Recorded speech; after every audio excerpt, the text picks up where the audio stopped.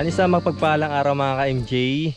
Nandito muli sa kabundukan yung team. Ayan. So hanggang dito na po yung service na kulong-kulong kasi hindi na po kaya dito. Nandito tayo para maghatid muli ng biyaya sa ating mga kababayan. Ayan, kasi may nag-refer po sa amin mga ka-MJ, isang tatay doon sa liblib na lugar. So hindi masyado ito pupunta sa baryo. Medyo takot sa mga tao. Kaya kami na po mismo yung pupunta doon para maghatid ng biyaya sa kanila. Pero may kasama po kami mga ka-MJ na pamangkin niya para makausap at hindi matakot sa atin. Nandito po kami ngayon sa sa ibang barangay. Hindi po kami sa barangay ng mga Fernando family. So yan, minsan mga ka-MJ, doon lang po kami natutulog sa Budik, pero nag-ikot-ikot rin po kami sa mga iba't ibang barangay dito sa kabundukan. Bigat pala ng bag na to. Kala mo sundalong bag. Nandito na kasi yung mga payong namin, power bank, tubig, yung mga kailangan namin mga ka-MJ. Yan.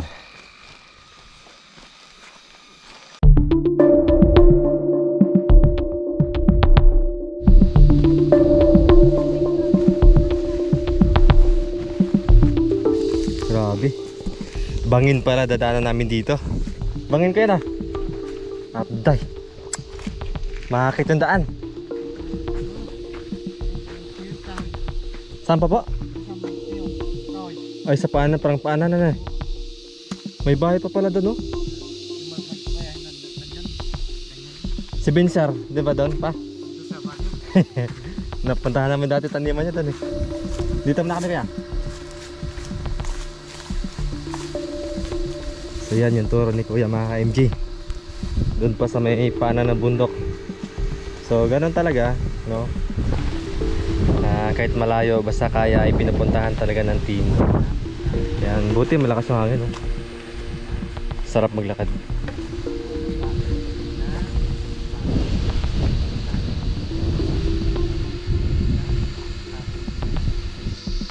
So yan yung cameraman natin ngayon mga ka-MJ, si Makoy. So doon kami sa baba daw pupunta. Grabe, sobrang ganda dito. Kaya lang napakahirap lang. So nakatakot lang mga ka-MJ kasi sabi nila sa kwento nila, si tatay daw po ay mailap sa mga tao. So lalo na sa unat. Pero sana pag-pray lang po natin mga ka-MJ, dahil wala naman tayong gagawing masama at maghatid lang tayo ng tulong. So andyan naman po yung pamangkin niya na kasama natin. So i-approach muna ng pamangkin niya bago tayo. Kaya tara, let's go. So ito po yung ginagawa ng team. Yan, everyday hiking sa kabundukan. So nag-enjoy naman po mga ka-MJ, no? Dahil sa napakagandang view dito, nakaka-relax. So pinagpawisan ka pa, nakapag-exercise, and the same time nakapaghatid pa tayo ng tulong sa ating mga kababayan. Yan. Ito lara.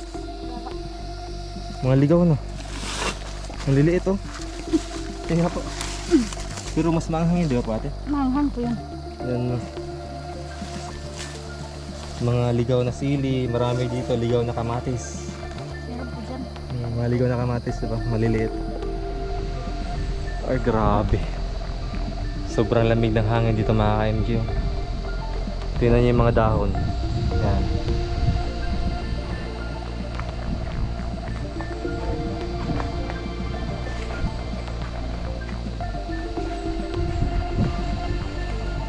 Ito na yung kubo ni tatay.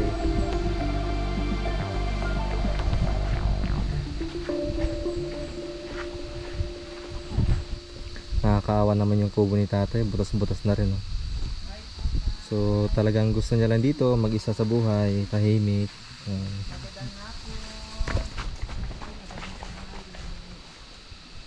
Kumusta po kayo? Paso tayo. Pasensya na po sa disturbo namin, ha?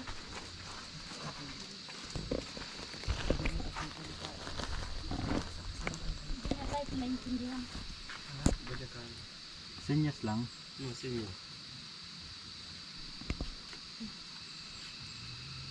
Okay. Patay, nakalimutan din tabako ko. Okay daw. Bila.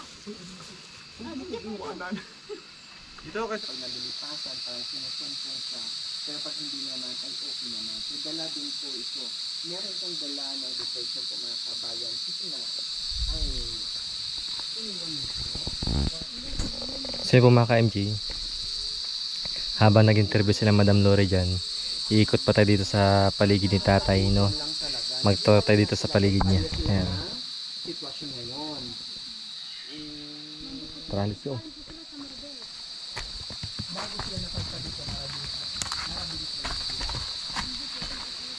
Tabi-tabi po. Kasi may narinig ako agos ng tubig, kaya bababa tayo dito. Titingnan natin yung mga pananim nila tatay dito. Ayan. So ito nga oh. Malapit lang pala si tatay dito sa tubig din. Ayan yung mga tanim na dito, mga gabi. Ayan. Ito pala oh. Siguro dito na si tatay nag-iigib ng tubig. Ayan. Tsaka malakas yung tubig mga ka-MJ. Yung tubig na yan, galing yan dun sa tuktok ng bundok. Ayan, parang mini falls. Ayan. Kasi yung iba dito mga ka-MJ, malayo sa tubig, mahirap, malayo mag-igib. So dito si tatay, malapit na siya. Ayan, hindi na kailangan mag-igib ng malayo. Ayan. Ito. Sa kwento ng pamangkin ni tatay, may history pala si tatay sa sa depression kasi iniwan ng asawa. Yan, kaya nagkaganyan. Dati naman daw po nakapagsalita, ngayon sinyas-sinyas na lang. So syempre nandito tayo mga ka-MJ, no, dahil sa ni-refer nila sa atin na kahit pa paano mga ka-MJ ay makapaghatid tayo ng tulong, bigas, groceries. Yan.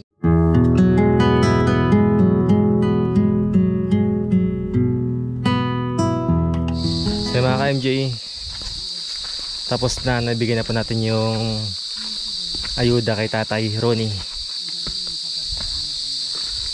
So ngayon mapalaban naman tayo sa akyatan. Kanina pababa.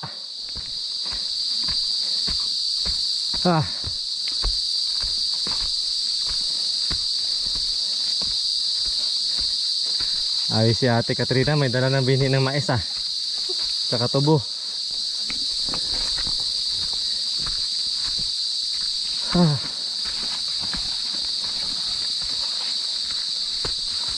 Yung mga bata napot ka dyan.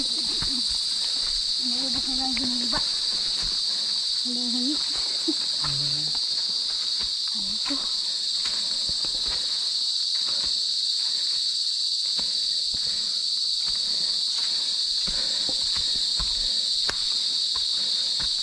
Matarik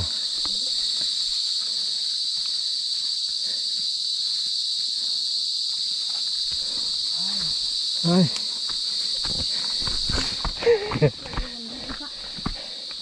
Ano Ray? Kanina natatakot, ngayon masaya ako mga kabayan. Parang ayaw First magbabay time. yung tatay na. First time sa Parang ayaw buhay magbabay. ni Tatay Ronnie. Kung kailan siya naging senior. Na isa tayo sa nakabisita sa kanya. Na maganda yung kanyang pagtanggap. Kaya thankful tayo na safe tayo sa pagdating natin at sa pag-uwi natin mga kabayan. Oh, sumunod si tatay. Tingin kong tubig kuya. Tatay Ronnie sumunod. Ayan, naorit ng baro.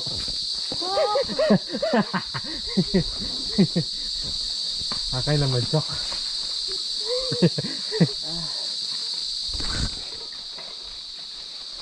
Kilapit ako langgam. Sulit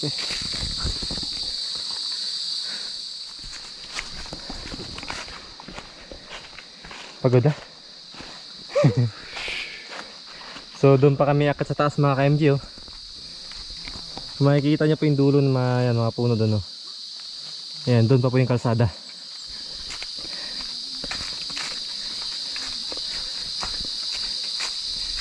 Yung pinaghintuan ng mga sasakyan.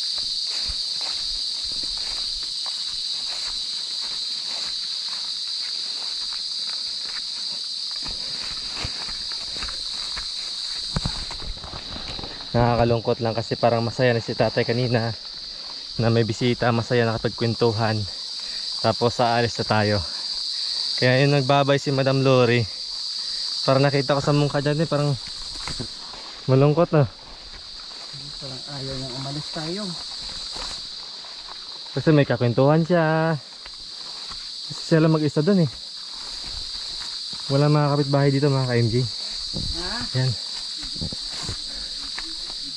Ibig sabihin, ano yan?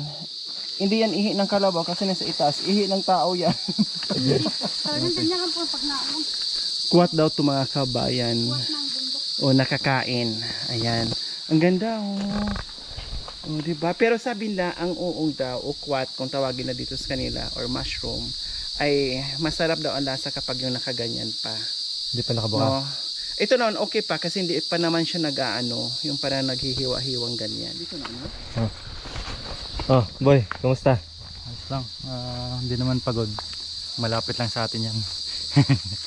Ay, Masaya. next sa pinupuntahan natin ay medyo malayo. Masaya tayo kasi nakilala natin si Kuya. No? Ganun pa man yung kanyang sitwasyon ay nakita natin sa kanyang mukha na kahit pa paano ay masaya siya. Huwag mo masyadong itutok yung camera.